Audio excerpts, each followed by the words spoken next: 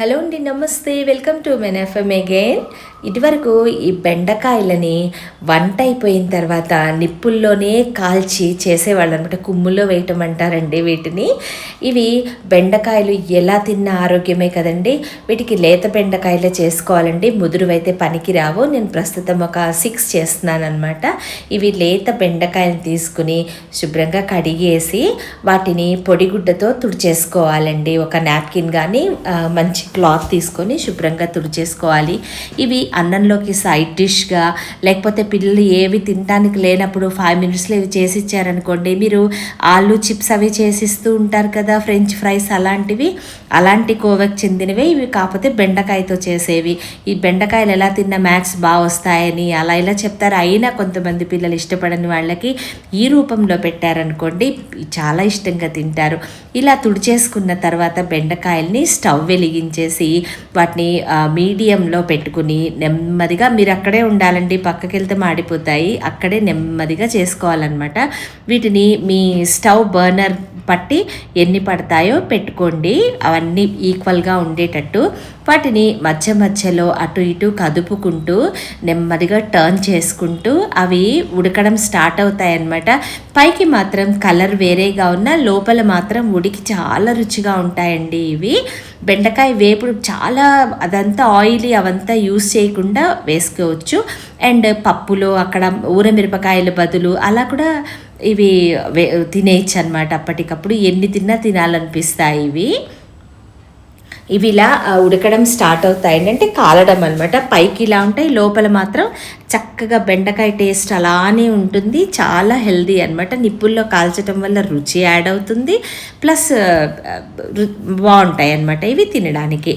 ఇలా పూర్వం నిప్పుల్లో అయిపోయిన తర్వాత, వంట అంతా అయిపోయిన తర్వాత కట్టెలు బయటికి తీసేసి ఆ నిప్పులల్లో ఈ బెండకాయలు వేసేసేవాళ్ళండి.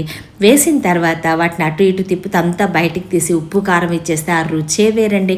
పూర్వకాలం వాళ్ళు అన్ని తిన్నా వాళ్ళకి ఆరోగ్య సమస్యలు రాలేదంటే, ఎలా తింటే, ఎలా శాకాహారంలో ఎలాగ తింటే వాళ్ళకి హెల్తీగా ఉంటారో, అంత పని చేసుకోగలుగుతారో ఆ దారులన్నీ కలిపెట్టి అలా తిన్నారు వాళ్ళు. అందుకే అంత హెల్తీగా ఉన్నారు. ఇప్పుడు మనం ఇన్ని తిన్నా కూడా అసలు ఏ ప్రాబ్లం లేని వాళ్ళు చిన్న నుంచి పెద్ద వరకు కనిపించడం కష్టంగా ఉంది, అలా అయిపోయింది.